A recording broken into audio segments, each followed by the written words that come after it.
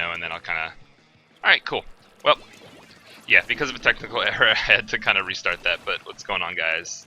I'm playing Vanilla L3, as I was just explaining in the chat, and the reason that I'm playing Vanilla L3 is because I was looking at some of the weapons that could or maybe not are going to come back, and I know for a fact that L3 is coming back in Splatoon 2, and that is because Nintendo specifically said that all the main weapons are coming back in an interview. They won't necessarily have the same kit, so L3 may not have Disruptor, but my gut says that it could have Disruptor Stingray, because this one has Disruptor Whale, and Disruptor Stingray sounds similar. And if that's the case, that's awesome, because that's going to make the weapon so much more reliable for actually doing stuff with it special, because it goes from Disruptor Whale being kind of inconsistent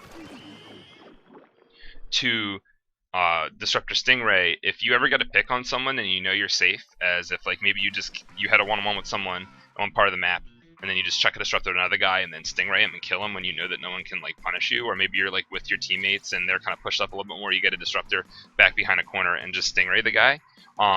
That kind of stuff is going to be really consistent now. And it's not consistent in Splatoon 1. Like, this Disruptor Whale is not consistent. It's really easy to just swim away. It's off stream now, but I started out the stream by disrupting someone, aiming the whale directly at his center and pulling the trigger, and he was able to swim out of the way. So Disruptor Stingray is going to be a big improvement on that. Now, all the other uses of the Stingray might not be as good as Whale. You know, you're stuck to the ground more, it covers less space, seems to do less damage, it seems kind of hard to aim, you're pretty exposed as far as just getting out and just doing it. But with disruptors and bomb range, that kind of stops being a problem, because when you disrupt people and then use your Stingray, you have control over what a certain number of the enemies can do. So if you've eliminated the possibility of certain enemies attacking you, and then you disrupt the other enemy or enemies to eliminate their ability to attack you, and then you back up and Stingray them, like, that's pretty safe. Because I think that's pretty cool, I'm just messing around with Vanilla L3 now. And of course, this is all assuming that everything's going to be the same. You know, that there's going to be bomb range, that L3 is still going to function the same way, that disruptors are still going to even be in the game in the first place, that L3 is even going to get disruptors. There's a lot of what ifs, but it is a possibility that Vanilla L3 will come back with Disruptor Stingray, and that possibility really intrigues me, so I'm just messing around with L3 right now. And to answer someone else's question about am I going to learn L3D, the L3s have been a project of mine for a little while. I think that they are really good guns, a little bit difficult to use, that are definitely my style. I feel that on a few maps, L3 might be better than Zimmy, because it pretty much does the same thing, but it gets Whale instead of Bubble, and for something like Triggerfish or like Tower Control Pit, it's awesome. Died there. And so yeah, like, I've messed with it in the past. L3D is pretty good too. It's a pretty good version of all my burst bomb support stuff. Again, harder to use, but it has some really good benefits. It doesn't give a fuck about Bomb Sniffer, like, at all. That's really good. It gets cracking. It gets cracking like crazy. Even though it's medium depletion, it just gets cracking all the freaking time. It's so good.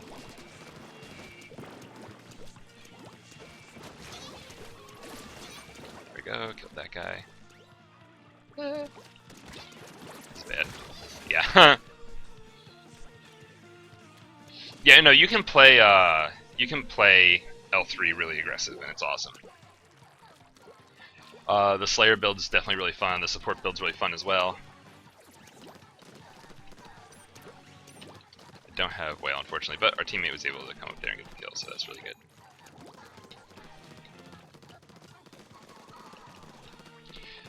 Now, granted, if I was to actually main L3 in Splat 2, I'd probably have to do almost exclusively L3, because I mean, I could see myself playing L3s and Splatlings, but that's pretty much it if I decide to do that.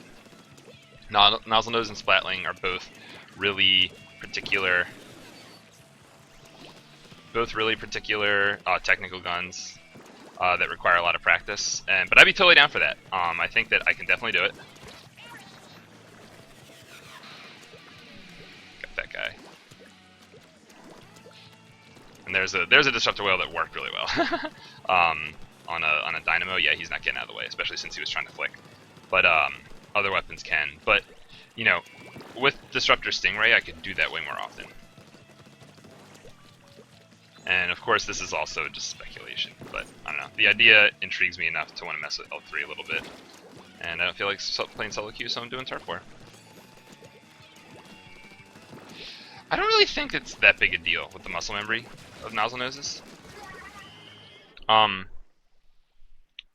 I mean, I don't know, maybe it's just because I play Splatlings, but I feel like nozzle noses are definitely easier to use than Splatlings from a technical standpoint. They're just harder to use sometimes from like a planning ahead of time not exactly planning ahead of time, but you those kitties, you definitely need to know where the line is, if that makes sense. Like it's the same way with like Zimmy. It's like you have these limitations to the way that you're able to move and shoot and stuff like that, and you have to play around them and take advantage of what you can do better than other guns, which is, you know, paint better, run faster, you know, have a good kit, stuff like that. And nozzle noses are kind of the same way. It's just that their limitations and stuff like that are a little bit different. And it's like I don't play L3 because Bubble's just better, but Splat 2, we're not getting the same specials back, and they're making it seem like they're not putting invincibility supers back, and if they are, they're not going to be as good. And I doubt they do Disruptor Bubble anyway. So as far as Disruptor weapons go, you know, something like L3 is looking pretty nice. Now, of course, there's a lot of other possibilities. I'm going to try a lot of stuff, you know what I mean? I'm not going to just like commit to a weapon before like trying all the new stuff. You know, who knows? I do think that I'm definitely going to play Splatlings. I can't really see myself not playing Splatlings. Like it's kind of like a fallback. You know what I mean? Where like if they take out bomb range, if the burst bomb weapons suck, if they don't put disruptors in, if the disruptor weapons suck, if my whole like bomb range playstyle just doesn't work in Splat 2, I have Splatlings to fall back on, which is pretty cool. Because I do like Splatlings a lot, and like I said earlier, I do think that my playstyle is really like a charge. Like my natural like playstyle and stuff kind of resembles chargers, but I don't quite have the aim for chargers to like be good enough as a starting point to. Oh boy, I don't really have like the aim with chargers to do the things I want to do.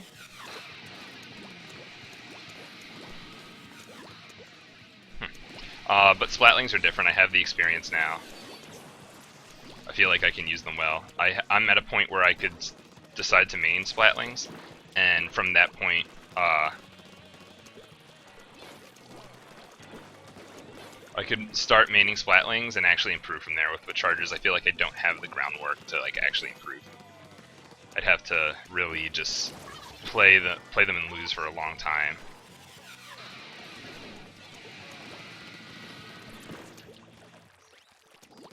And again, these Disruptor whale kills would be so much more consistent with Disruptor Stingray.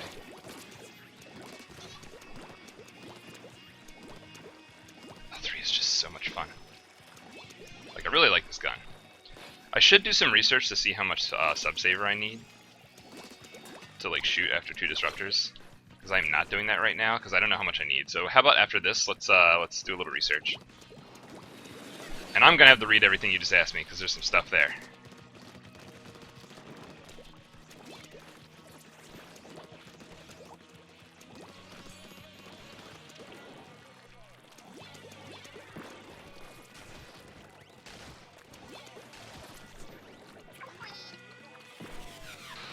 Probably won't get that guy, but you know.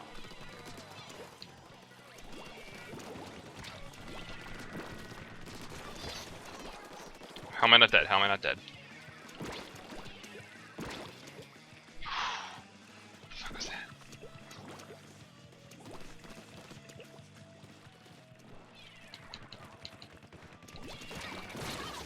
I'm so stupid. Alright. Static would be on level of I don't really know that much about Static. He didn't really, I don't know. From what I knew about Static, he was kind of one of the minis that just tried to get bubble as much as possible, and from the minis that are around now, those kind of players just tend to not really have good movement, and they just focus on bubble, bubble, bubble, and that's all they're doing. And it's not like it's bad, but I don't know. No one really seems to have good movement with Mini, and I don't really know enough about Static to really make a judgment call on how he would fit into that. But that's just what I see. I feel like a lot of minis just don't have good movement. They don't have the control that I do, because I play like exclusively Mini, and I play nothing but Mini, and I just work on the movement all the fucking time. So like that pays off. So you know, maybe Static, if he was still playing and he did the same kind of stuff, then yeah. But yeah, I don't really know enough about him to make that kind of assessment.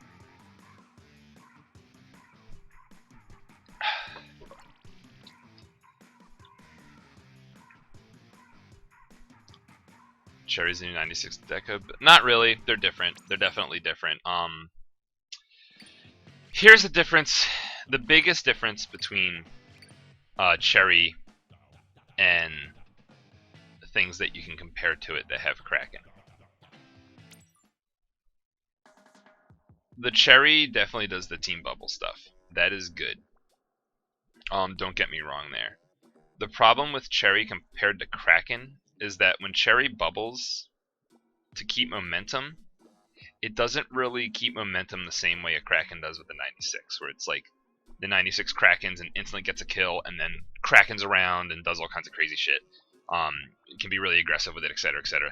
The Cherry really can't do that, because it's like you try to get in someone's face with Cherry and pop bubble, you're just gonna be a Cherry that just pop bubble, and you're like, I hope I get the kill, and the guy just gets away from you. You can't like do the same kind of plays. You're having like longevity with the Cherry, and yes, you can get the team bubbles and stuff like that.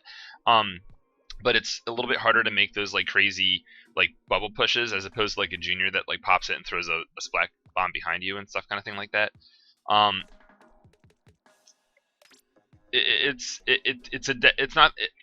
not that it's bad. It's just that like it's not the same style. Okay, if that makes sense. Let's test this out real quick. I just want to see what I get after. Yeah, I mean the wall play is definitely reminiscent, but you know there's other wall guns. I do think the Cherry's good. Don't get me wrong. I think the Cherry is one of those high tier weapons that the Cherry is definitely one of those high tier weapons that is hard to use. A lot of games have these kind of like these hard to use weapons that deserve high tier, but not many people can get it up there. And that's not top tier. That's high tier. This is prevalent in a lot of fighting games like Dawson from Marvel 2 and stuff like that. And I think the Cherry is one of those guns. I think the Vanilla Kit is also really good. But the difference between Cherry and like those like Kraken, like the 96 Deco and stuff like that, is the 96 Deco is like way more aggressive. The Kraken makes it totally different. It makes it totally different, and the way you have to use the Cherry is like you have like this really like unsafe but potentially useful primary fire that it doesn't have the same kind of impact as 96 Deco does. Like you can get some checkmate situations with Cherry that are pretty cool, but the 96 Deco is just all around useful, fundamentally straightforward gun. Like that's the reason 96 was so fucking broken in the first place, was that it had this retarded kit that's meant for bad weapons, but then it was like one of the most straightforward guns in the game. It just had a little bit of RNG to it. Let's do the science I wanted to do, by the way. So okay, so that's 2 bursts there.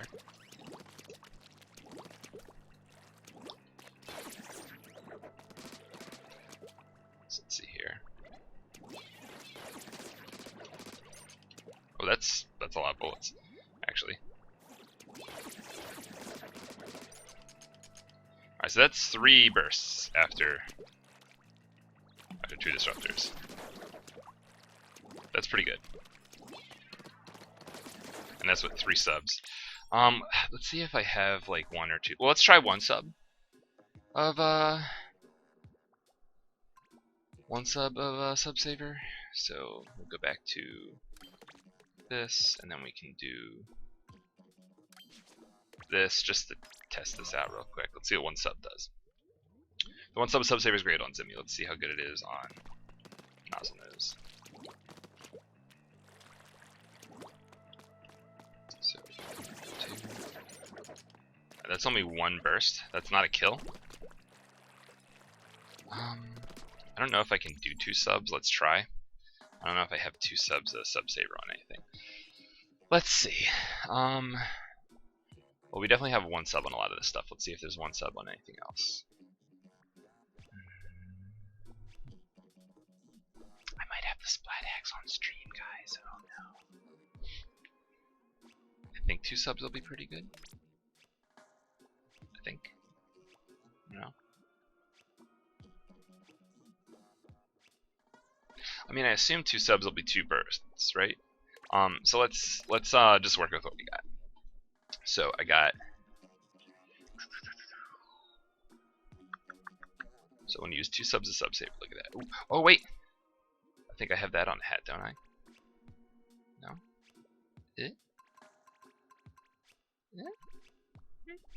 No. All right. Bummer. All right. So pretty sure I have a run speed sub-saver shirt of some sort. What's the one that can benefit most from sub-saver? Anything that any weapon that has sub-weapons that when used take 100% of your tank. So I guess any build, right? Because like for example burst bombs don't do that, but when you do a 3 burst bomb build, then you have a build where your sub-weapons take 100% of your tank. If you add a little bit of extra sub-saver, just a little bit, you get actions after those sub-weapons, which is really good. That's why I do it with Zimmy. That's why I do like the extra sub-saver with burst bomb weapons. It's because normally you have an empty tank, and then you have to wait for your white ink to go away, and you can't recover ink, and you can't do anything, etc., etc., etc. Whereas if you have a little bit extra sub-saver, you can empty your tank on your sub-weapons and then keep functioning normally. And like that's such a huge difference. Like especially with Zimmy where it's only 1 sub. That's crazy. That's like so good. So that right away, it's almost always at least worth looking at sub-saver with those kinds of guns. Now, for other guns, it really depends, and sometimes just preference. It's like there's certain thresholds you want to hit where it's like, okay, I throw a wall with a slasher deco or something like that. I want to have like this much sub-saver and or main saver or something really specific because I want to be able to do X, Y, and Z. You know, there's that kind of stuff. Also, I'm gonna think aloud for a second. I kind of want to grab one of my. I'm thinking of what gear I want to use for this later. And sorry, I'm just kind of sitting here, kind of ranting, in the select screen. But I think that I want to grab one of my pieces of run speed gear later, and get me some. I think 2 subs of sub-saver would be really nice. I don't think I need 3 subs of sub-saver. But we're gonna try it for now and see how it plays. So, for those who were just kind of lost in my big rant of what just happened here, strange approach strats, yeah. So what I just did is I went into training mode, and unfortunately I can't really make 2 subs of sub-saver, so I can't test that, but I wanted to see exactly what I was just talking about. Emptying my tank with disruptors, how much ink can I have afterwards? And I see that it looks like it's like 1 burst, 1 3-round burst per sub. So right now I'm doing what I was doing before, which is ink resist, bomb range, and run speed, but I'm taking a little bit of the bomb range away and adding sub-saver so that I can be a little bit more aggressive with my disruptor use. Actually, let me test that now real quick. 1, 2, 3, 1, 2. Yeah, okay, so it works the other way around. So that's one little quirk about Zimmy. Oh, that guy just wrecked me. That's one little quirk about Zimmy, that you have to know the exact timing to your partial charge. If you want a partial charge and then throw 2 disruptors, you need to know the timing really well. Is that our Kingsuga? Well, it's ended, whatever it is. Waiting for this guy.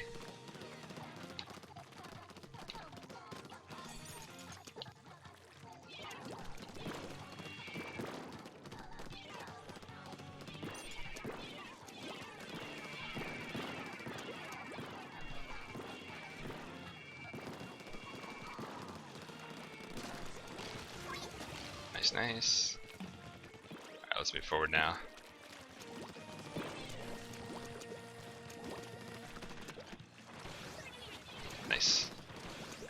flashbacks. I forget exactly what I was saying because that kind of got a little bit crazy there, but yeah, the sub-saver should allow me to do some cool stuff. And this is a really good painting weapon.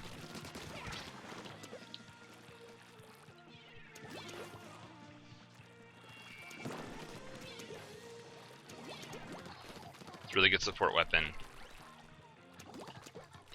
And I'm doing nothing right now. Oh, that's not good. I thought I'd be able to get away from that guy. Oh well. But yeah, no, this is a really good support weapon because of how it's able to paint really consistently from long range. The way the guns in this game are generally designed, there's like a painting to combat ratio, or there's like a painting to range ratio where the really close range weapons can output ink a lot, and the really long range weapons can't. L3, because of like, it's one of those guns where it's balanced because of like difficulty of use, so if you get good at it, you get disproportionately good painting for like the presence you're able to have on the map.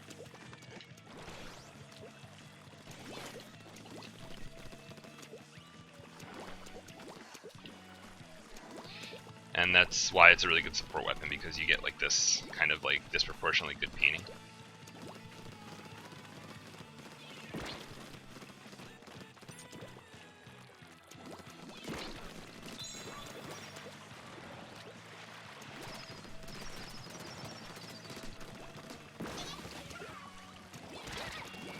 Oh my god. This guy, I think this guy has consistently killed me every single time I saw him. He just pops out of ink. Which, you know, is kind of easy when I like don't have a team and he's able to just kind of freely shark wherever he wants, but still that splash is wrecking me.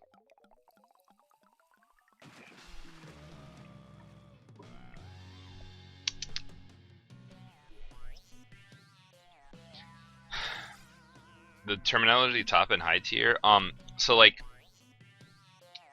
generally you see tier lists that kind of fall into a top tier.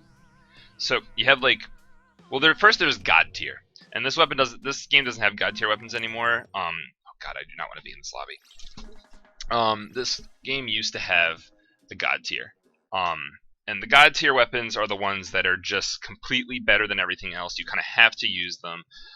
They're just ridiculous, and it's really debatable if this game had a god tier, but if it was, it would have been old 96 and old E-liter. And then the 96 and E-liter kind of slowly fell off over time from nerfs and from changes in playstyle.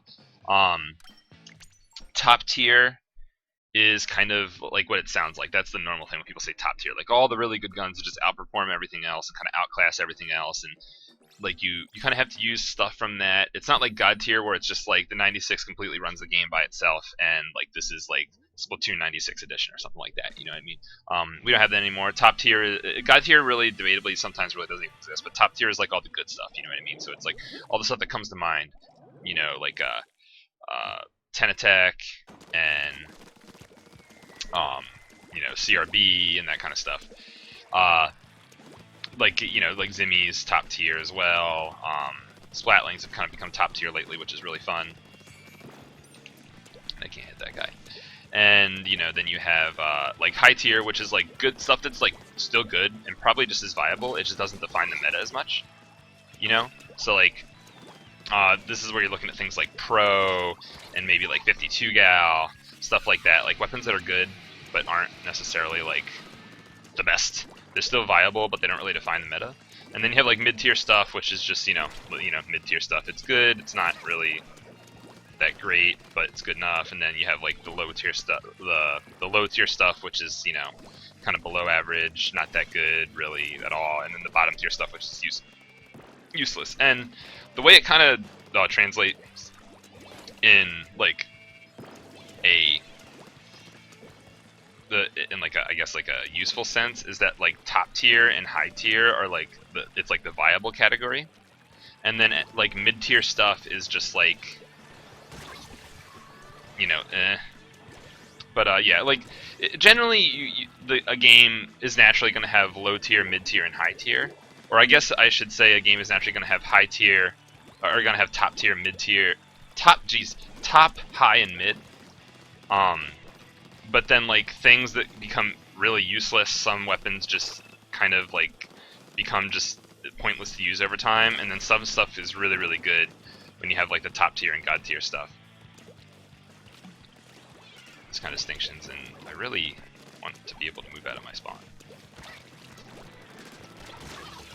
and not get killed by random splashes every 5 seconds. Just time left a minute. Alright. No point DCing from this one, there's only a minute left.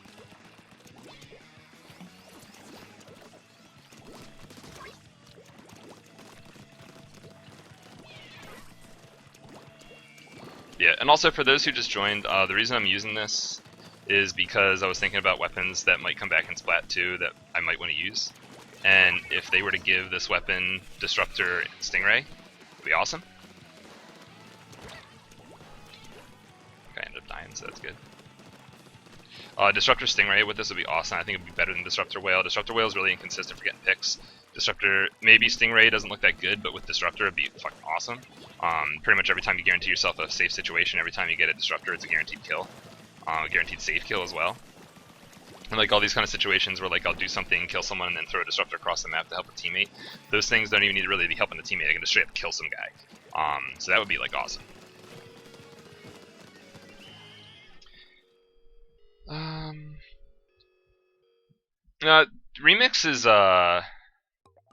Remix is definitely better. Definitely the best heavy.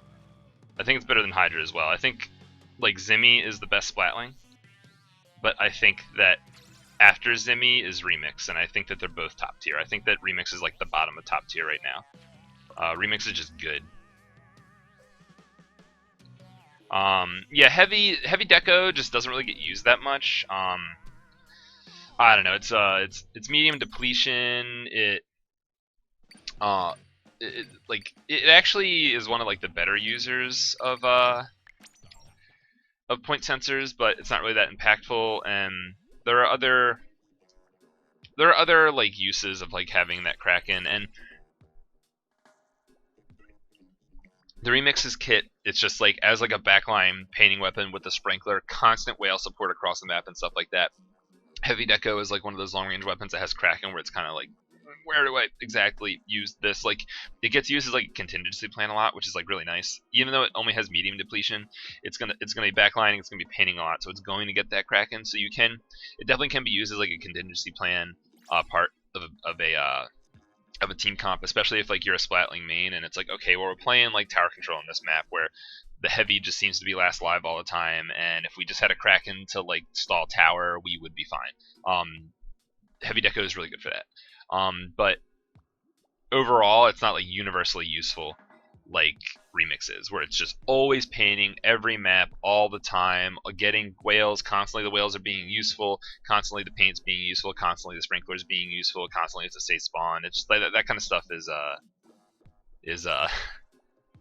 like, you know, that's what sets the Remix apart from the deco. I don't know if you were here, dude. We were just talking about Cherry. My thoughts on Cherry are pretty much the same as they've been for a while, where I feel as though Cherry is one of those weapons that deserves to be high tier, that not everybody can use. Only like certain people that are like that can get around the difficulty of the weapon can like get it to where it belongs. I think that Cherry is one of those weapons. Vanilla H3. Well, I think that like vanilla, like I know what FLC was talking about. Like I think Vanilla H3 forms a more like unique niche, actually, even though like, you know, wall bubble, such a unique kit, like what the heck, what? But suction echo is like really like the light depletion suction echo on a weapon with like enough range to kind of paint and get it, you know, as compared to like Vanilla 96 or something like that, or like Dual Squelcher. I feel like it's probably actually a little bit better. It's just harder to use. But yeah, and also in case you aren't watching, I'm messing with this thing because I think that if they give this, if this weapon gets Disruptor Stingray and it works the way that you'd expect based on this one in Splat 2, I want to use that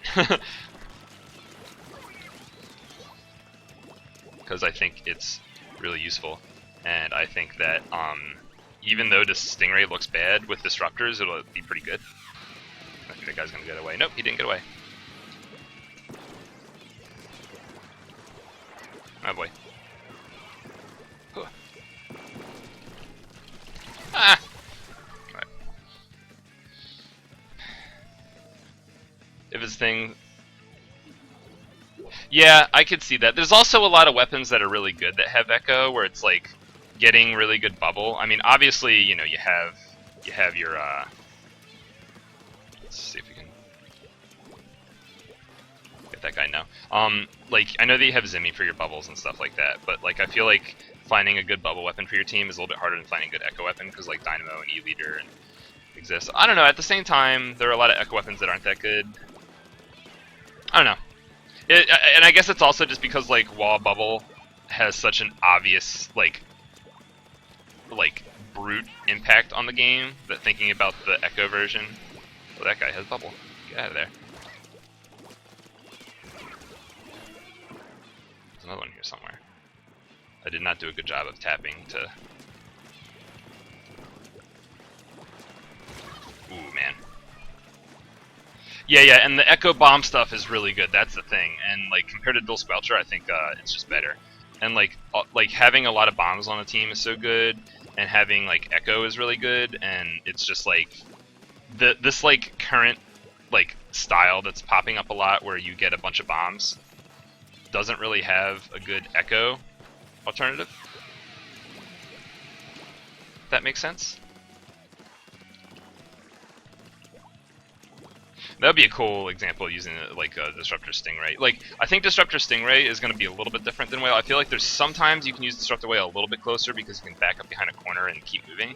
But like, you can get like all these crazy cross-map picks, man. Just like some bomb range. Oh boy! This guy going. I want to get him. I want him. Got him.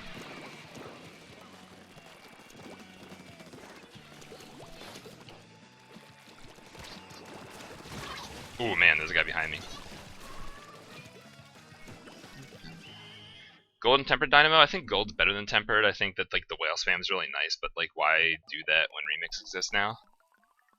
Like Tempered Dynamo was good after Sheldon's Picks 1, and then Remix came out, and then it was just completely useless. Also, Tempered was a lot better before the Dynamo nerfs. So it's just like Tempered had like this moment of like awesome, and then it stopped being useful.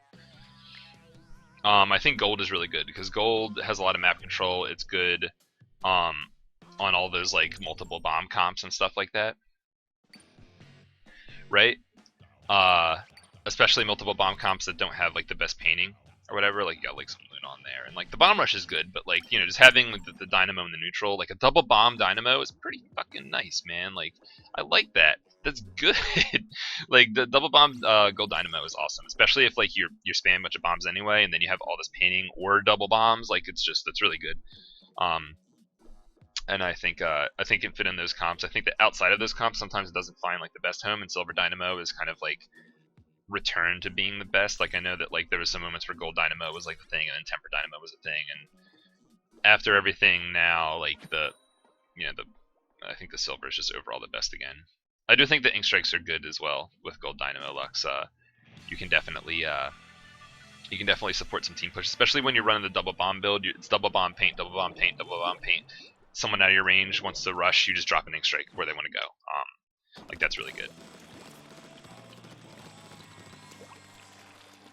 And I don't know, I say this a lot, but I think that it's important to remember that Ink Strikes are not just about splat zones.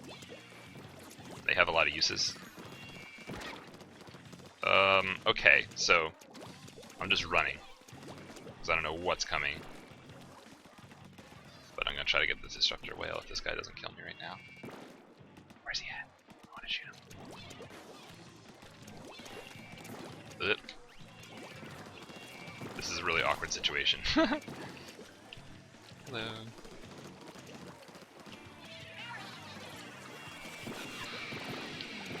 Got him. See, stuff like that with Stingray is going to be more consistent, because, like, I have to predict where these guys are going to go a little bit, but Stingray I won't have to, and it's just going to be... I think it's going to...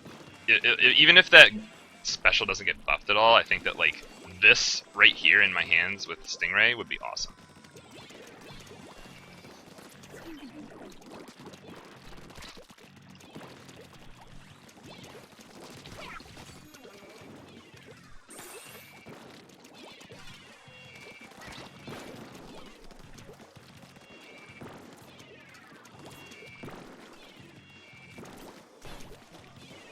This guy at? Oh boy.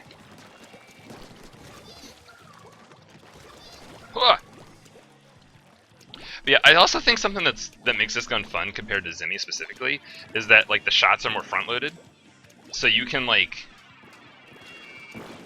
react to stuff a little bit better sometimes.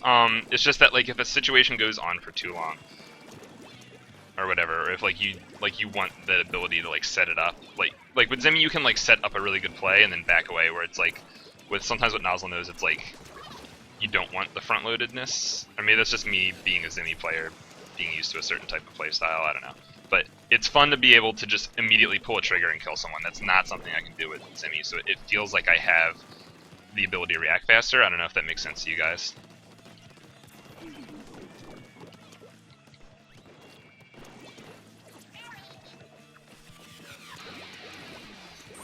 That guy. See, aren't these disruptor whales so awesome? This guy's getting away. We got him. Oh my god, he's still here! What's up, Dylan? How you doing, man? Messing around with the new gun. That is really, really freaking fun. Yeah, I just kind of desperately wanted to paint there at the end. But, I'm playing this because I feel as though this weapon or a weapon like it is more likely to be something that is going to be in Splatoon 2 based on the information we have. And it's really similar to what I like to play. You're actually sick though? What'd you got?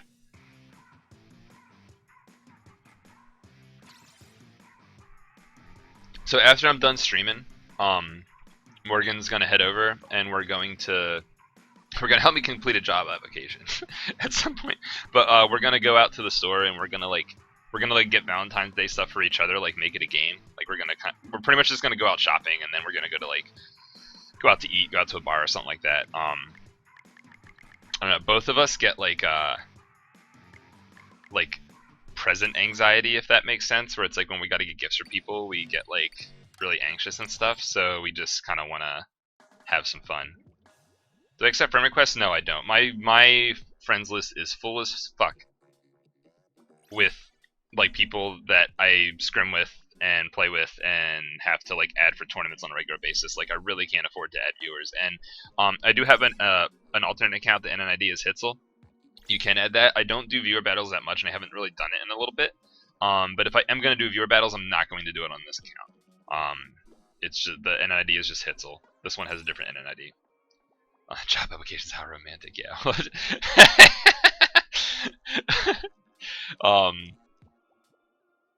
Yeah, it sounds a little random, but I don't know. My girlfriend likes helping and supporting and stuff. I don't know. It makes sense. It makes sense if you know her, okay? But yeah, so that's gonna happen. We're gonna hang out. We're gonna go to Famous Dave's because I don't know, we had like a bunch of really fun nights at Famous Dave's, so we're gonna do that. And this coffee's really good. I like this coffee mug. This is my dad's. It's like tribal looking shit. You know, it's like some ceramic on it. It's really nice. And it holds a lot more coffee than it might look, and it looks like it holds a lot of coffee. So it holds a freaking lot.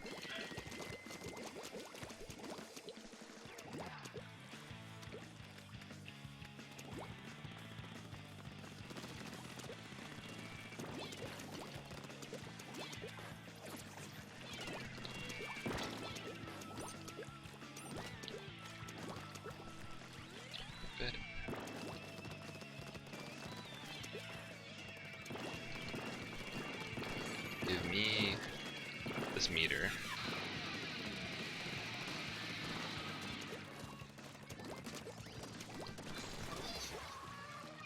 That was nice.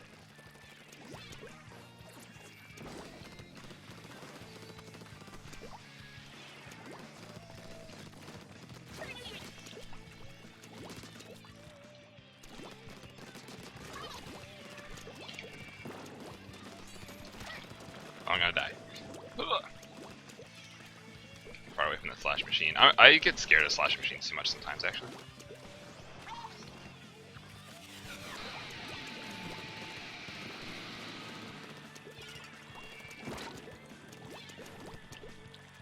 Swing back around to this guy. Actually, let's go top mid. Listen to DJ for once. Ugh. This got awkward. Anyone behind me? I don't know. I feel like this guy knows where I am and I have to dip.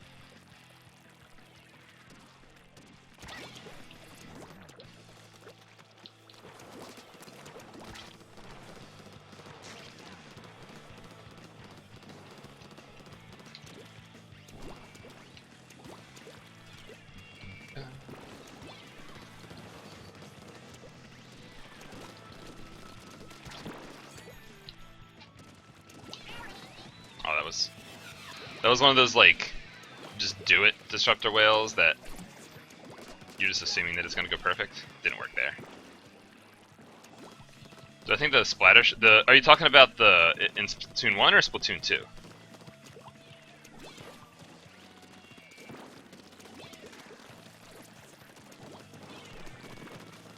This guy's out of ammo. Move back because that's gonna happen. Yeah. Do they have 2 slashing machines?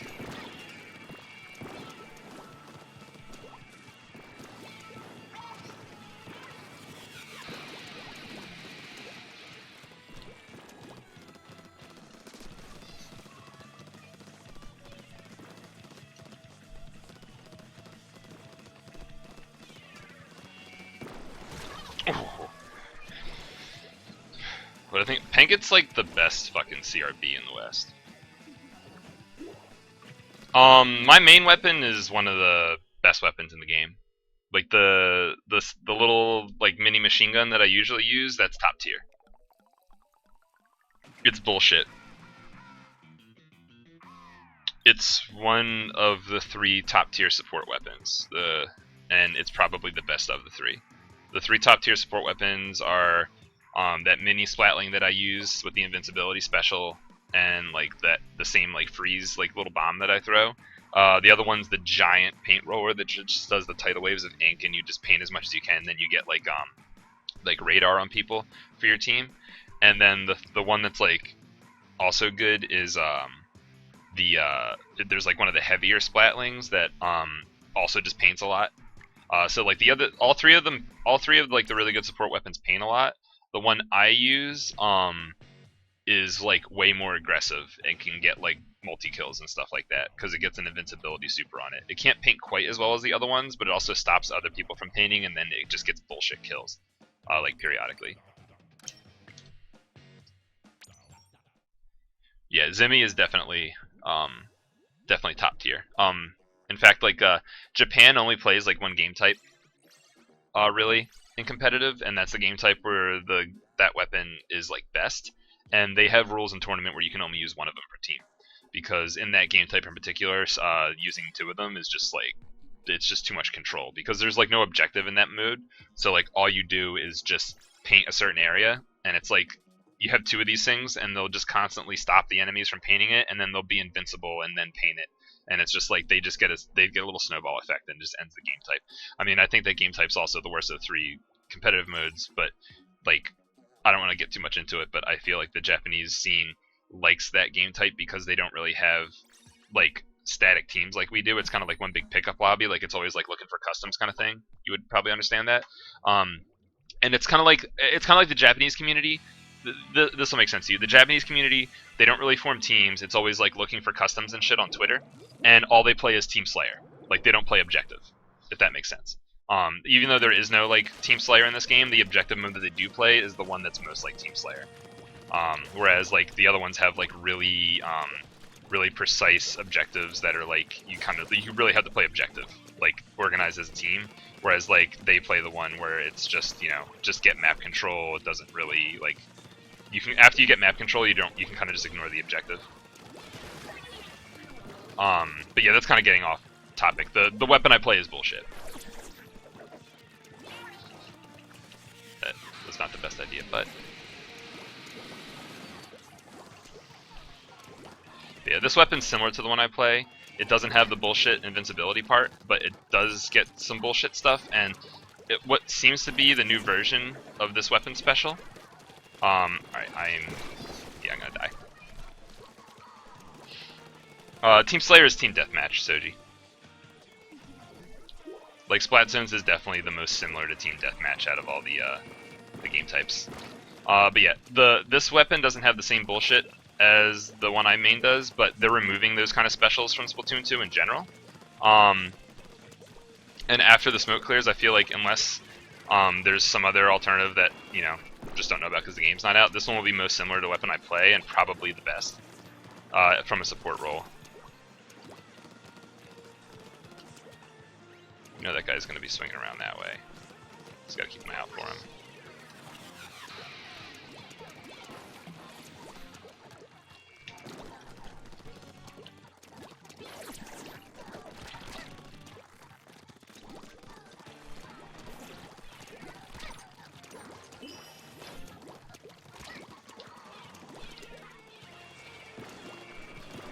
Sprinkler above me.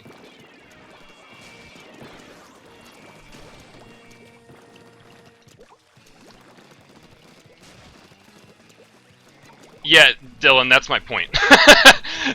That's my point, Dylan. That's like my criticism of the Japanese scene. It's like they just play Team Slayer. And like, you know how Team Slayer got like really campy and stuff compared to the objective modes? Same way with Splat Zones. So, alright, the game type that we play is like King of the Hill, but once you gain the hill, you don't have to stand it anymore, and the hill never moves. Which isn't as bad as it might seem at first glance, because the game types are so short that it's just like, once you get control, the game just kind of ends anyway. But if that, like... So, think about that kind of a game type, and then realize that, the reason the weapon's good in it is because it's just got a really good... It's almost like it's got like a really good like power weapon camping kind of mechanic built in or something like that. I mean, I play with Penga all the time. Penga is like a really scary player, but like I don't really get scared of anyone. If like that makes sense. Like, just the player is scary, and like, I mean, I can be like scared of someone, but it's like if a good player joins my lobby, I'm not gonna be like, oh no, I gotta leave now or I can't fight him. It's like, you know, just fight someone that's better than you. Like, fighting someone that's better than me is fun.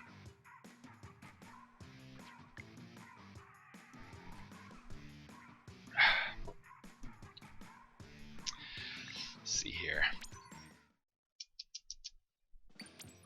I kind of want to change up this build a little bit. Actually, I don't know. This is working out really nice. I really like what this is doing for me so far. Like the extra sub saver, the colors match. It's all like blue and black, so that's funny. Yeah, let's stick with this build. Like, I kind of want to like show you the gun I mean, but I mean, you've seen the thing I mean. It's really similar to this. It's just that I have that like bubble that goes on me. But yeah. Either way, back to my original point. This weapon, when they remove like kind of the bullshit like specials, like I guess like they remove like the good power weapons, like custom power weapons or whatever. When they remove the good specials and the smoke clears, I feel like this is going to be the gun that most resembles my playstyle, and it'll probably be the better of those guns based on the information that we know, assuming that certain mechanics work the same way in 2 that they do in 1, that are safe assumptions, but you don't know. And I don't like, it might get completely different. It might get a completely different sub weapon and special than expected. Like, you know, it's all up in the air. But I think it'd be fun. And then if it doesn't work out like that, the heavier splatlings, yeah, the Coffee with Hitzel font is the same font I used for my my montage. It's called Bombardier. But I like it a lot, and I put like the blue outline on it and stuff because it matches with the you know, the montage thumbnail. I'm going to try to get like some borders and stuff around the webcam stuff. Maybe try to, I don't want to like go crazy, but I do kind of like that like bluish purple color, and I think I could spice up the overlay a little bit, especially since DJ and I are going to be doing some media stuff soon. I would like to get have myself looking a little bit nicer. I just want really subtle stuff. I don't want anything crazy. But I don't know, I kind of like that font right there. I was just playing with it because my OBS settings got deleted. I had to remake it, and I was like, you know what, let's try this. And let's not fight the Hydra in this situation. Let's not do that. Yeah, let's fucking get behind him.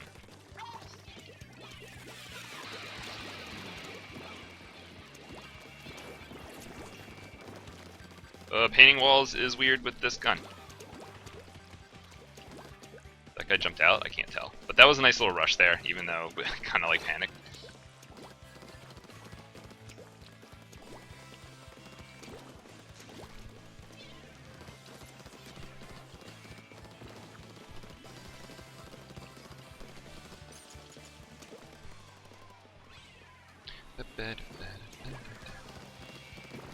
Yeah, I guess I could play some heavy after this as well, but I'm really having fun with the L3. I may just save more heavy stuff for a different episode. I did some episodes that I didn't end up putting on YouTube because like either like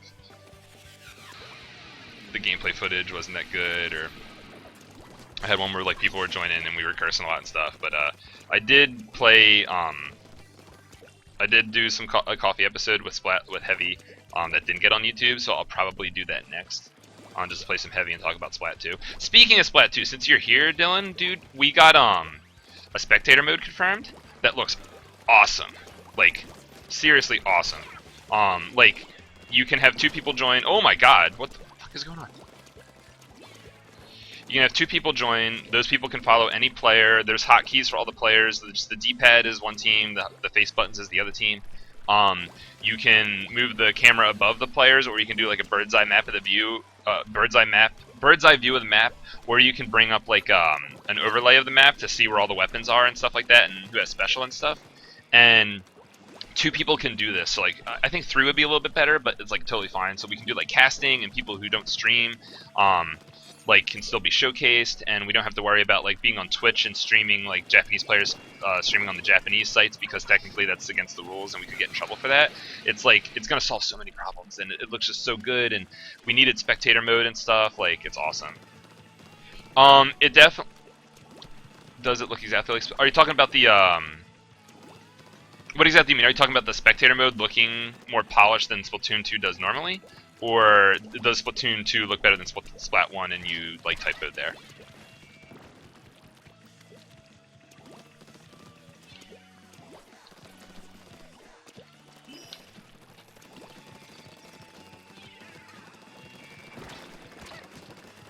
I'm bad at this game. Oh my god, what the fuck was that fight? Splatoon 2 looks like... Alright, so depending on what your question is supposed to be, Splatoon 2 looks a lot like Splatoon 1. The colors and lighting are a lot different, and it looks like more stylized. The UI, like all the elements of the UI, like you know how you go to like a toy store. Oh my god. You know how you go to a toy store and the toys are in like these little like here like this. I got an amoeba that's not open, so I can show you. So like you see how like the back of this toy has like this cardboard thing, and then up here there's like this little hook. Like, instead of it being like this little circle, it's kind of like, you know, it kind of does like a little fish hook thing. All of the UI elements are like these little cardboard things with like the little like hook or whatever, and they have like toys in it. So it's like when you're choosing your weapon, it's like one of these with like a toy version of the weapon in there, or like the team scores at the end look like a little like a trading card kind of thing. Like, it looks really cool. And the sound is different. They're a lot more instrumental and stuff like that. Yeah, the ink in Splat 2 looks like ink. The ink in Splat 1 looks like paint. It's like it definitely has a distinct look. It's hard for me to really put my finger on it, but like you can tell that there is an overall like consistency to how they're stylizing the new game. And it's hard to really say, but it's like it kind of looks like everything is textured a little bit more like smoothly or more accurately or something like that. Like, it kind of looks, I don't want to say a plasticky feel, because that's going to remind you of Perfect Dark Zero, and that's not how it feels. But I don't know, it kind of feels like everything, like there's like maybe a little bit more like claymation going, not claymation because it has like low frame rate, but like I don't know, it just feels like it feels like everything is made out of like stuff. Whereas this game's just kind of colorful and it like the 3D models are there, but it's kind of hard to explain. But the objects look like they have a little bit more substance to them than like the characters and the ink and stuff like that. At the same time, like a little bit of the cartooniness. There is like a certain like charm to this game, and I feel like the art style doesn't quite match it in some ways. But yeah, like you know what? It actually kind of reminds me of actually the art style change from Halo 1 to Halo 2, where like Halo 1 had this kind of like almost like mystic feeling to it, where like Halo 2 had like better textures and like slightly less colors and stuff, like maybe a little bit like darker and like these kind of full body colors. I don't know, it kind of doesn't make sense. And maybe it's just because I'm used to like Splatoon 1, like I'm looking at these colors and it's like the kind of like, I don't know, it's kind of like this boring like inkiness or whatever, where like Splat 2 it looks a lot more like intentional. It's hard to explain, but I don't know, the videos are out there if you get bored. You can definitely check them out.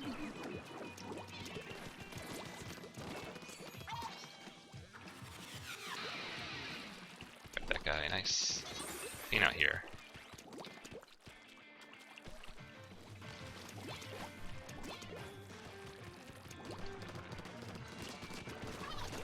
I hope that's the same 96 from before. That one like 10 and 1. Ah. Got us both. I do have my own Discord server, it's just not public. What's going on, FLC? Thanks for the host. Thank you for the host.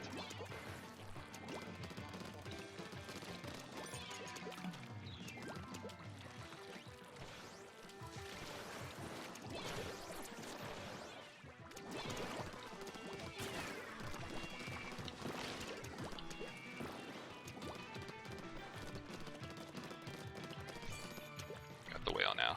See if I can catch someone.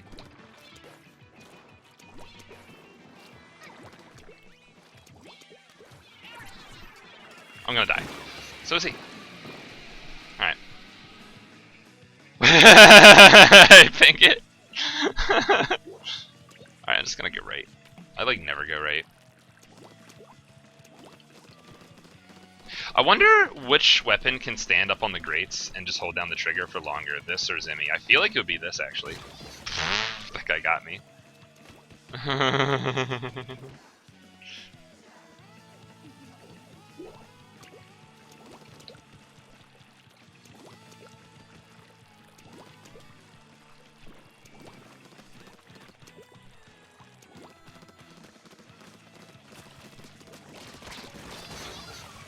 Okay.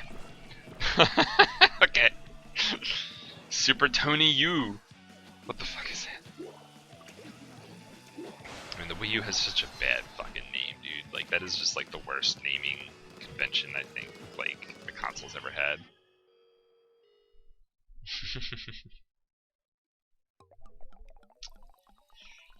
Yeah, I have lemon cookies here, and I think I'm gonna eat one. Nah. Actually, I don't know. How much time is left in my stream? I'll stream for a little bit longer. Maybe like 20 minutes or something like that. Let me have this, I have this lemon cookie. These are Girl Scout cookies. Feel free to make jokes in the comments and chat.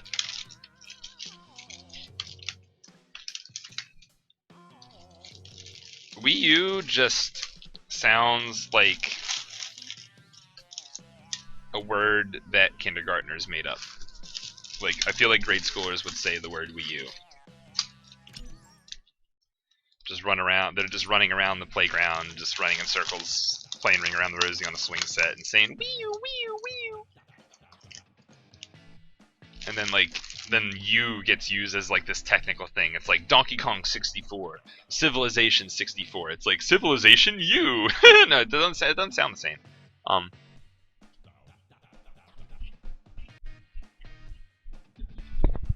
Girl Scouts cookies are good. You guys probably just heard me joke about them.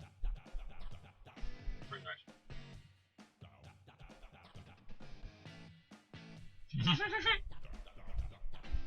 Yeah, Dylan. Definitely like that.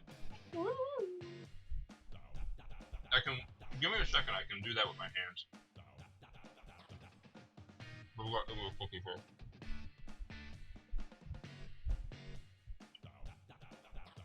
It's just so dumb. Like, it's such a bad name. And then also calling it the Wii U made people not realize there was a new console out. That was one of the problems with the Wii U. By the way, when the Wii U came out, people didn't realize that it was an actual new console. Everyone just thought it was another attachment, and they just ignored it. Yeah.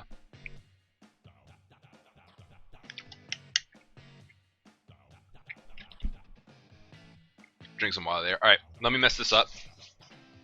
But,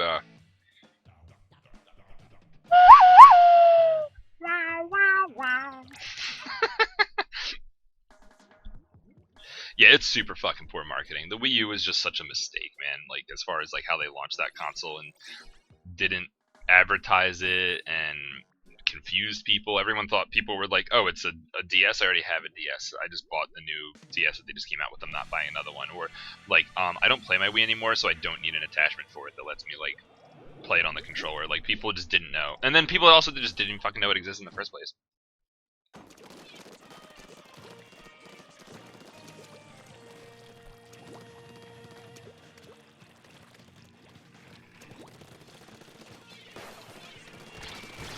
I'm bad. Yeah, I remember that about the incomplete SDK and all that kind of stuff. Yeah, it was just such a fucked up launch. Like, I don't know. Developers are saying good things about the Switch and its launch, so that's good.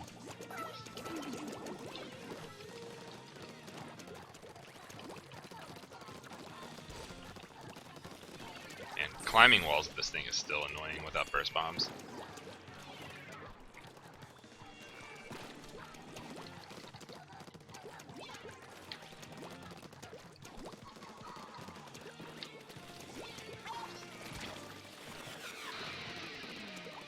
Didn't get him, huh? Smarter players are actually really hard to disrupt their whale, because like they just know, like as soon as they get disrupted by an L3, that might have special to just be on the move. Ooh, man. Yeah, they're advertising the Switch a lot. The developers are all saying good stuff about their experiences with like the SDK and shit like that. Those are all good things.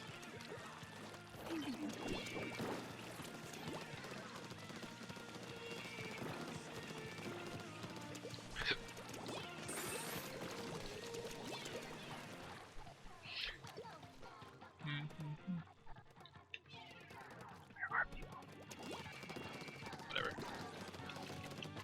Whole team's dead anyway.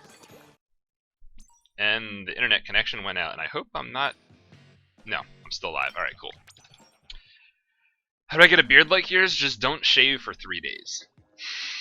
Nah, I don't know. I just, I had facial hair in 6th grade, man. I have a lot of facial hair. I'm Italian. I'm partially Italian. Hey, Misha, what's up? And, I don't know if that's you, but in game. But yeah, I don't know.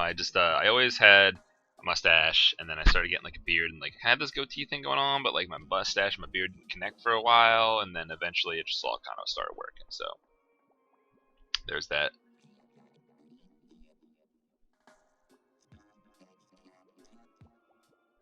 All right, so here's the thing about not being a lot of games at launch. And this is something that a lot of people have told me, and I don't know quite if I agree with it, but I might as well relay the message, which is that it's actually bad to have a ton of games come out right at launch.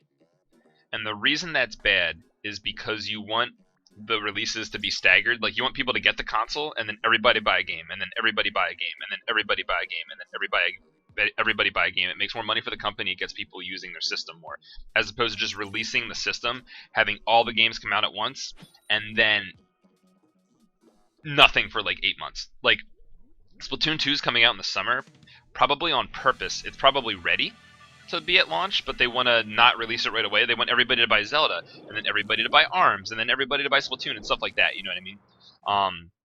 And that's how a lot of consoles have launched for a while. The days of like every console launching with like 9 million games is kind of over.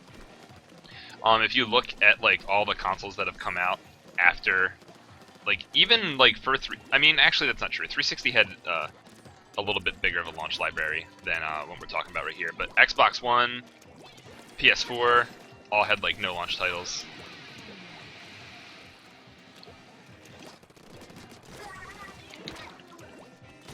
Ooh, damn.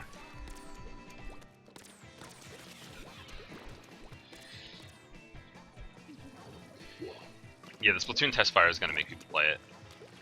Definitely. Or it's going to make people want to get it. At least, like, Splatoon players.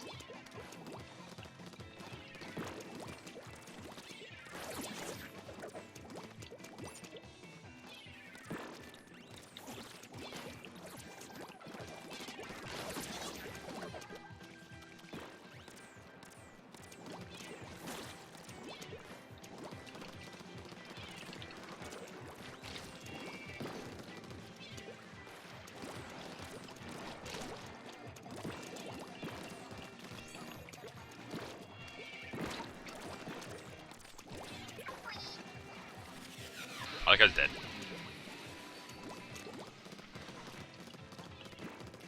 I think I just chose the wrong time to do that. See how well this thing fucking paints?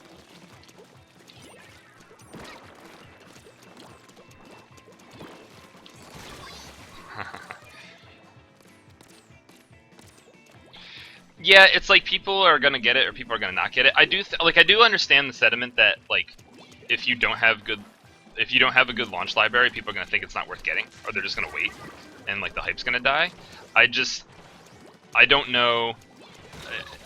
I don't know how much the industry's like overall trend to stagger games is good because it's done because it's like actually proven to be good and like it is, or if it's like actual like limitations and they're making like good use of it by like, okay, like if we can't get everything out at launch, let's stagger it on purpose because there are benefits to be seen from that in some way.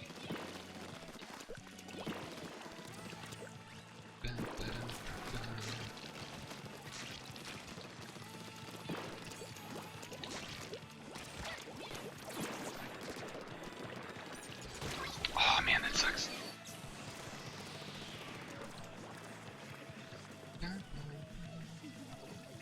God, I just realized what our team comp is. I'm surprised we actually had map control at all at any point.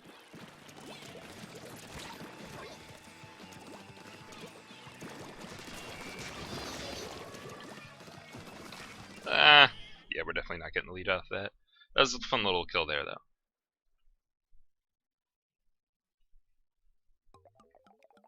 Yeah, it does feel like there's a lack of titles, and it also depends on how many good downloadable games come out. Because if a lot of the smaller good downloadable games come out, that'll definitely have people doing stuff with it. That kind of depends as well. But I definitely do feel like the Wii U, or I'm sorry, the Switch does feel like it needs more games. But I also think that holidays matter a lot. Because if the holidays roll around, and that's when, like, because there's going to be a big burst of people getting it at launch, and then there's going to be people getting it in the summer, a smaller burst, but it's like people are done with school and they have the summer to themselves, so they want to do something fun. That's why summer games are so awesome. Like Splatoon 1, that come out in the summer, and like people get to play the shit out of them because they don't have school, like young people, you know what I mean? And while like you might not get the best sales from a summer game, you get a lot of loyalty from a summer game. And so like you're definitely going to see a little bit of spike of people like playing these summer games and stuff like that. And then the next big important thing is you know, like Christmas and holidays and stuff like that, because that's like where the big numbers come from. And like a lot of the console success will hinge on the loyalty that they get from the early customers, the sales they get from the holidays, and then the next like tax break season, which is what this launch is, by the way. It's tax break season, so people are using their tax returns to buy frivolous shit in America. And then, you know, holidays and like that. Oh gosh, good thing that was only water and it was kind of close because I just smacked the shit out of that. But yeah, like that's gonna matter a lot. And like those three, I think that those are the three most pivotal things, like the summer, tax season, and the holidays, for different reasons. Like the holidays are huge sales, tax break seasons are like another boost in sales, and then like just getting kids loyal to your fucking name during the summer, and those are gonna die. Yep.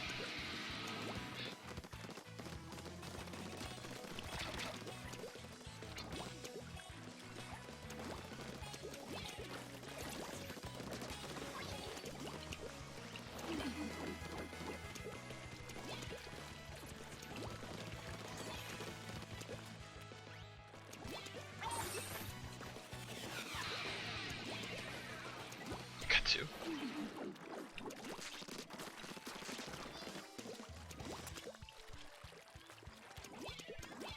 That would be cool if they released it the exact same date the Splat 1 was released. It wouldn't be as nostalgic for me because I didn't get the game at launch. I didn't even have a Wii U at launch. I got a Wii U because of this game.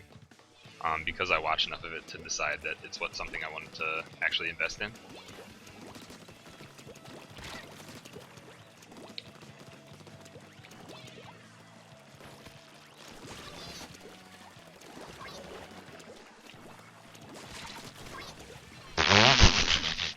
I am wrecking this game. These kids are not good. Oh man, that's unfortunate. I wanted to get the disrupt kit behind the wall and then whale him, but that didn't happen. 2 years IRL and in game. True. Although, like, that doesn't have to be to the day. That would be super cool if it was to the day, though. But yeah, and that's another thing that I'm really excited about Splatoon 2, as long as it's an early summer release or just not too late, is that it's gonna get a lot of loyalty being a summer game. Just the nature of summer games, people are loyal to them because they get to play them so much. Like, ever since Halo stopped being my main game, where I only played Halo and that was it, almost all the games that I've really liked since then have been summer games. Like, there's always an awesome summer game. There was like one summer where I didn't get a new summer game that I liked. I just played Smite with my buddies, and that was kind of like, I didn't like that much, because that was like the first summer in a really long time where it just wasn't like a new game that like really gripped me. You know what I'm saying?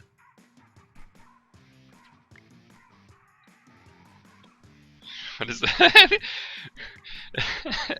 Summer end.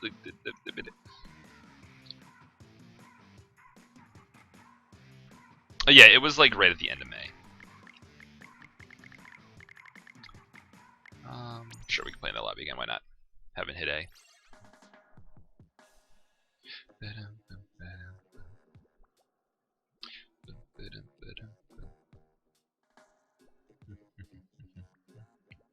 But yeah, by the way, what do you guys think of this? It's this way, right? Yeah. What do you guys think of the font? And like, I feel like I should take that outline, that same blue color, and outline my webcam with it. And I don't really know what to do with chat. I feel like chat has to be somewhere else. It's hard to make chat work.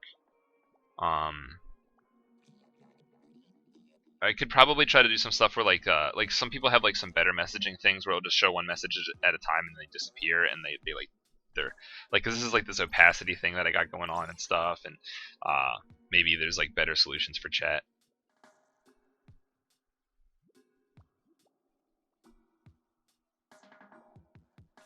Use Comic Sans, yeah. Yeah, I like this Bombardier font. I think I'm just gonna use that in general. It's a good one.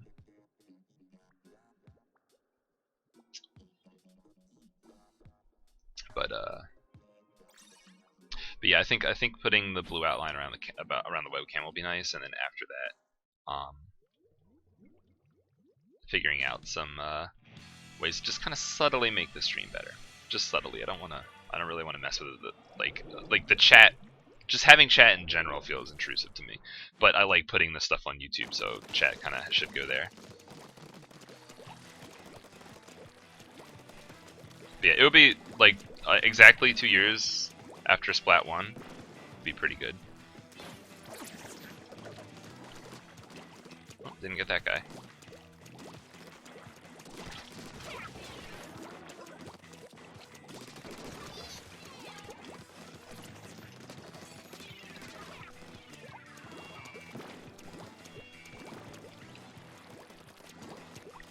And this gun is tons of fucking fun. Well, did you see that bad disruptor? What the fuck? I killed everyone but the guy I disrupted. these hit markers. But that was hitting the sprinkler. I don't know where this guy went.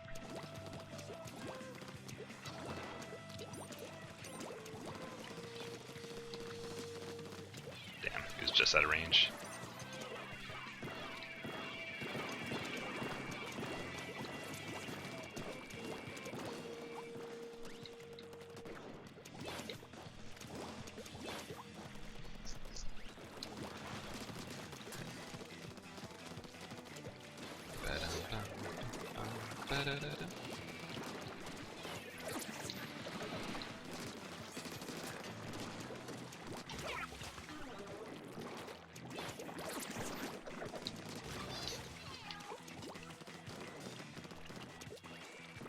Having two chargers kind of sucks for them.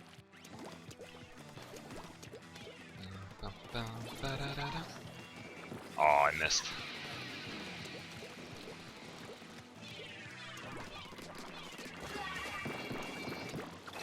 You know, it kind of sucks that the new bomb rush. Well, alright, so it's cool that the new bomb rush is going to be more useful because it seems like it's just going to give everybody more range when they use bomb rush. But the fact that you can't use your gun while doing it means that like everybody's going to have like, I forget that I have a right trigger when I use bomb rush syndrome.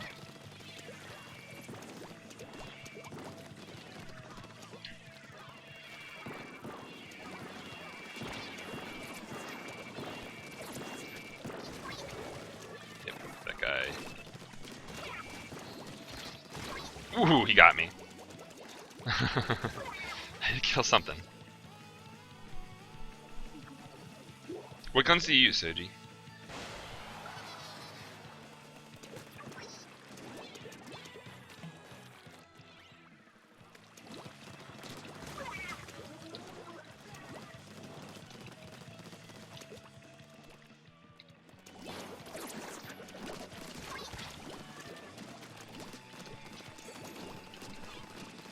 Ah! I'm bad. That guy made it out.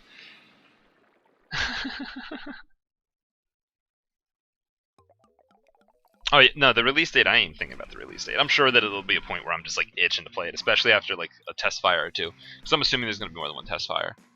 But yeah. My biggest things that I'm trying to worry about expectations with is classic Turf War experience, yeah. What I'm trying to just handle my expectations with is like expectations of like weapons and stuff coming back. Like me playing this gun because I anticipate maybe this is the kind of thing that will be in Splatoon 2 that I like is like the thing I have to be careful of because we don't have that information. We don't know what they're going to change. I can't really get my hopes up too much for like I'm going to use this weapon that it's not in the game. The only one that I'm really confident in is just Swatlings in general. Slashers, rollers, and brushes. Okay. Aerospray. I mean, they did confirm Aerospray is coming back, which is like weird. Like, why would you even do it? But like, it seems like the dualies are just gonna make the Aerospray kind of class just obsolete. I mean, I have better aims with bombs than I do with shooters.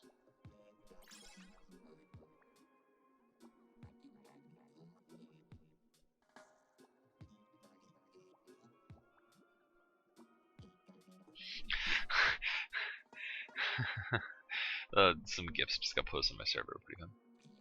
Yeah, well, the thing is about Splatling, the reason that I can feel confident in knowing that like I can play with Splatlings in Splat 2 is that they said that they're really not going to be changed, and like I just know that no matter what the kits, I can and will play Splatling, enjoy Splatling. Splatlings will be good. Like, there's no way that they can be bad. They might not be as top tier as maybe I'd like them to be, but there's no way they can be bad. Yeah. Nozzle Nose is one of the harder shooters to play. So if you're not comfortable with shooters, I do not recommend starting with Nozzle Nose unless you really want to play Nozzle Nose. That's just not a good idea.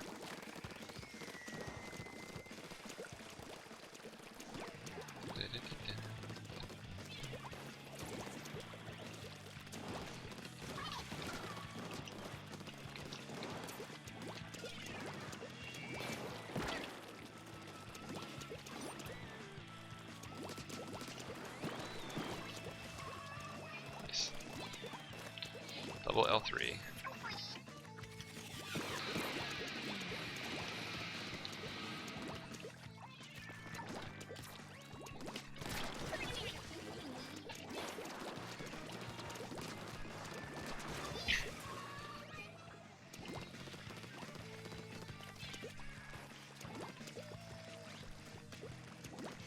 guy showed up behind us.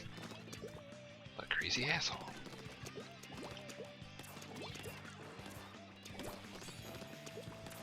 Well, this guy's dead. Oh shit!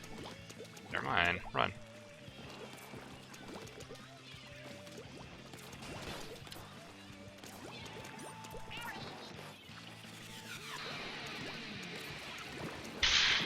Which one was that? Not the dynamo! Oh god.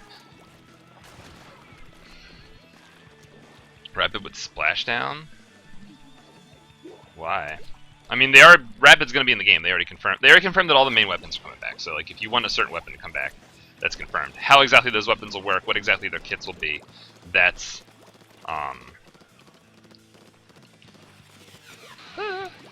the part that we're unsure about. Although I don't really know why you'd want Rapid with splashdown. I don't really see what Rapid's gonna be doing with splashdown. I mean, because it doesn't really seem like I don't really understand splashdown as a super. It just looks bad. Like, it doesn't really have a purpose. It can't really do the aggressive close range stuff. It's just like you jump in with it and explode and hope that enemies were too close to your teammate at the time. Which, to be fair, can and will happen, but I don't really know why you'd want that with Rapid. I mean, I guess because it's a little bit of a backline weapon, you could just fly into the front line and make a difference.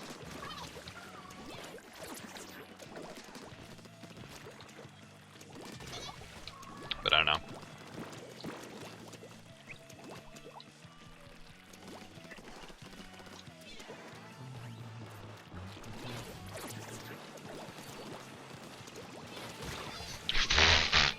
Is the battle rifle coming back? Yeah, battle rifle's confirmed. Both battle rifles. There's 5 battle rifles in this game. Well, there's 2 3-round burst weapons. There's the nozzle noses are the 3-round burst weapons. These things. There's 2 classes of them, and one of them has 2 variants. The other one has 3. And they're coming back, so that's good. The jetpack is gonna be good, dude. Like, holy shit, the jetpack's gonna be good. Let's actually, you know what's funny, Dylan? You actually kind of can with the other one. It has a button combo to get a faster kill time up close. But dude, let me get that tweet, cause like I'm not joking. Like, the jetpack is better. Well, I'm saying this right now. The jetpack is better than Ingzuka. Like, a lot better than Ingzuka. It's like aggressive and safe. And holy shit. Let me just bring up this tweet here. Let me put this on this monitor, and then just bear with me a second as I like kill the frame rate. Add. I would have a window capture here, but I don't. So let's do a window capture, because yeah, sure. Cool. Alright, oh, what the fuck did I just do? Alright, don't panic. Don't panic. Alright, panic. Alright, that's not what I wanted to do. Head monitor capture. Sure. I think it's monitor 2. No. No, alright. Jesus Christ. Monitor 3? Monitor 1. There it is. Alright. I'm so sorry. Okay. So let's full screen this. Let's mute it. Alright, just watch this shit right here. So this guy is gonna do this several times, where he's going to... Alright, now I know that we've been saying for a while, hey, you can swim while you're using jetpack. You're not like a sitting duck, and everyone just kind of like ignores that. Now watch, this guy fires a little bit, he goes down into the water, he swims up the wall, gets the kill, falls back down, goes back up, dodges a sniper shot with that up and down vertical movement, and then returns to another spot. So you can get yourself in a safe position, jetpack, get crazy aggressive with like all kinds of movement and stuff like that, and then fly back automatically to where you came from. Like, that's sick. That's insane. Fucking Ingzuka can't do that.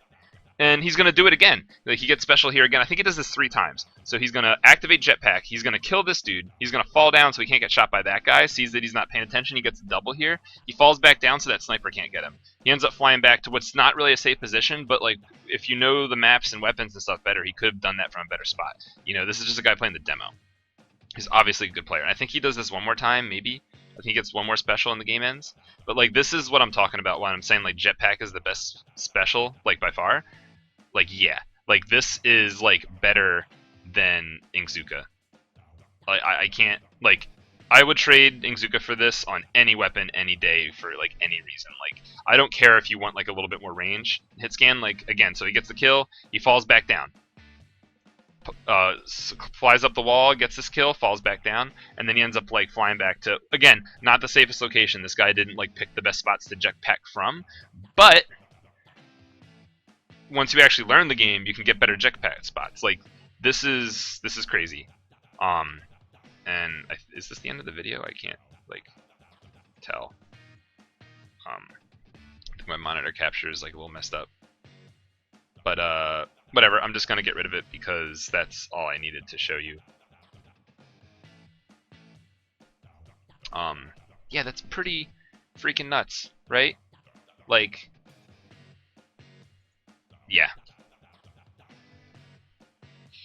Yeah, exactly. You have to pick a good spot to jump back to. That is like, and like a lot of the specials in this game definitely have a theme of requiring some kind of setup or something like that. But if you use that with a successful team push and then used it from a safe spot, like that's a really good trade-off. Like, I'm totally down to have that like spot that I have to jump back to, and also you jump back to it so fast. You know what I mean? Like, it's kind of hard to like time it, especially when there's a guy with a fucking jetpack flying around doing all the crazy motion stuff. He has teammates, like other stuff. Like, as long as you use it with your team, it's really good. And also, you know, like with Ingzuka, when you're in a safe spot and pop Ingzuka and don't move, like how many times does that happen where people just pop Ingzuka and just shoot it across the map and they don't really move? Like, same thing with jetpack. You know what I mean? So like, I think that that's definitely the best special that we've seen. And when used properly, it's going to be like really good because you can overextend with it, right? Like you and your team are going to do a push-up. You can get behind a wall, pop jetpack, and just fucking go in, get way too far in, way too far in, way too far in, and then just automatically recall out without having to wait for your super jump animation. Like, that's gonna be good, you know what I mean? Because like that, like these aggressive like bubble pushes that to like push the objective, these like Kraken like tower rushes and stuff like that. This is gonna be similar to that in that like you can, this special lets you like overextend for a little bit, but it maybe even overextend more than with bubble and Kraken. Like, yeah, you can die, but like if you end your special in like a really bad spot, you're just gonna fly back. Like, I don't know, super cool. I'm like really excited about that. But yeah, all the new specials do require some kind of setup, and this one's not, like, this one's not, you know, what the fuck? Alright, so we're getting hacked. The whole map is just green instantly. Alright, let's see. Let's see, what we can, this is actually my first time having this happen, so. It just paints the whole fucking map.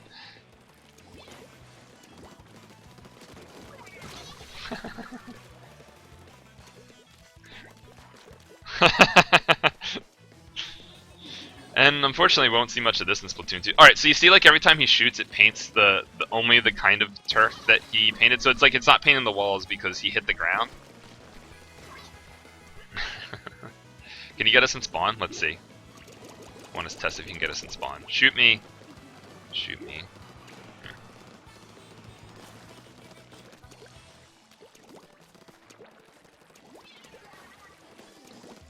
Good thing I have ink resist, right? Got him. That's what I love about these people that are hacking like this. They still get killed somehow. Like, you have the ability to paint the whole map instantly.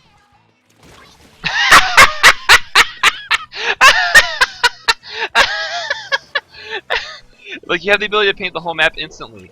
No one can ever sneak up on you. Like, I don't understand. He still got killed twice. I guess it's just the point where, like, it's just so easy and so funny that he's just, like, completely just not even trying to stay alive. Like, that's gotta be it. Like when people just have this ability, like see, he just shoots the ground, the whole map's fucking painted. It's like, how do you even be in a position where someone can shoot you?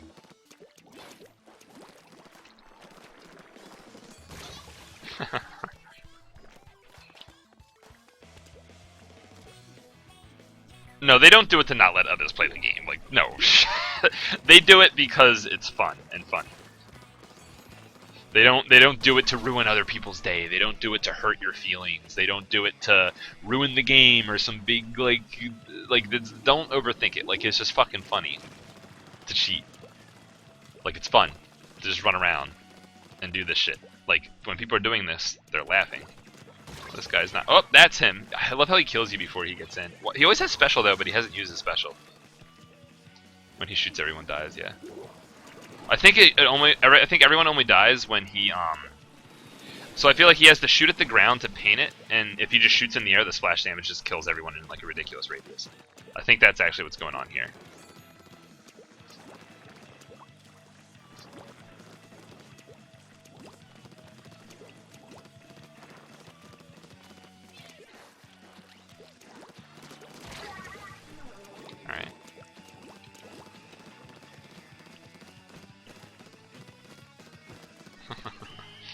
That was funny.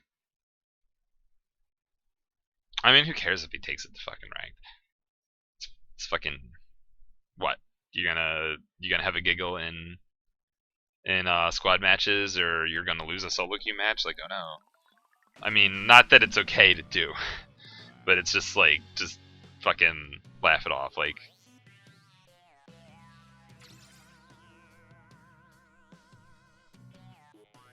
be careful. Well, duh.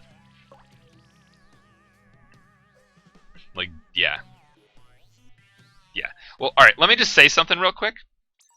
I want to say something to respond to that. Promoting splat hacks did not change actual hackers.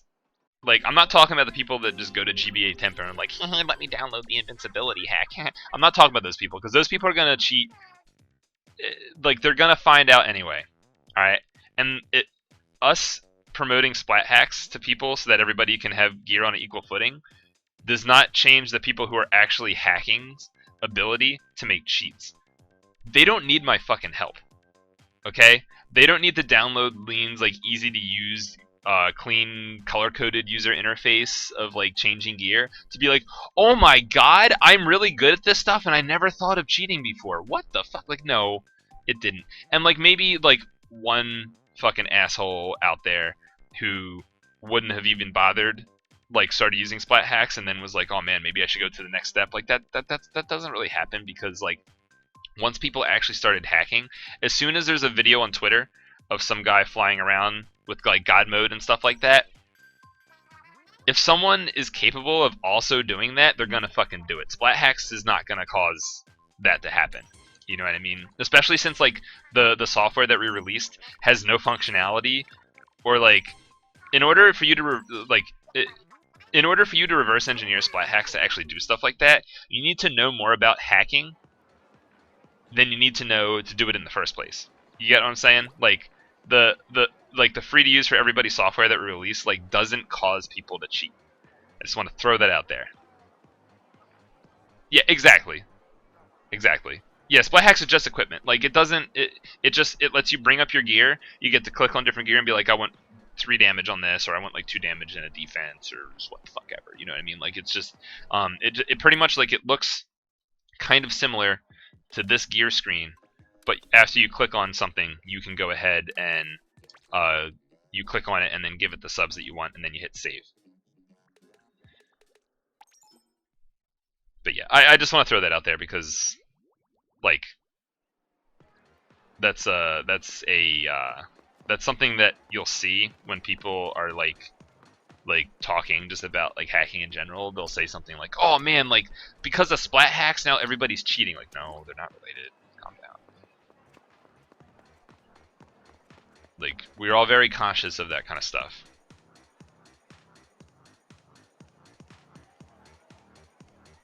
Yeah, yeah.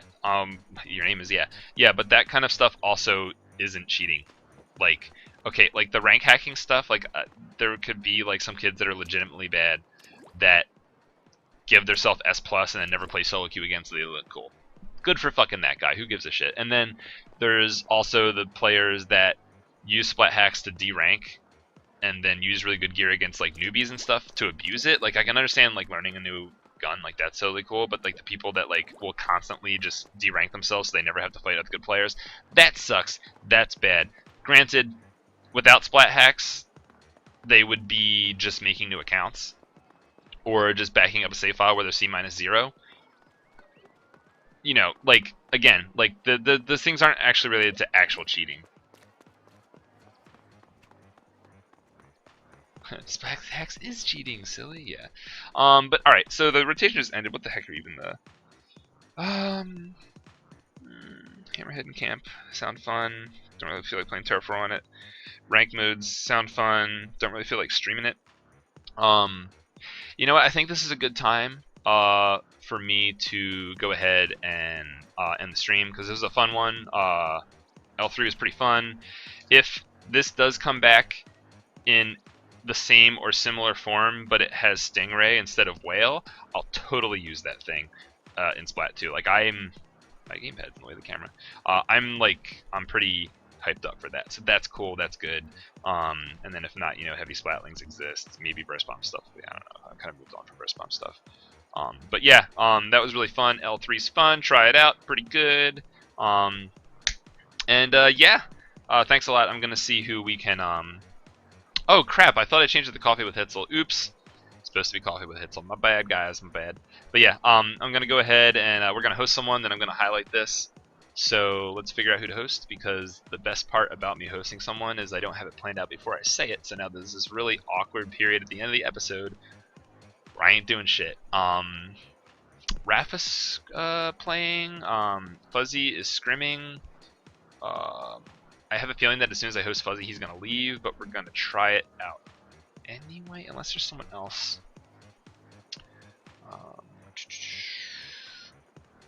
Fuck it, streaming Fuzzy. Or hosting Fuzzy. Have a nice one, guys. Nice. Non te metto, non te metto.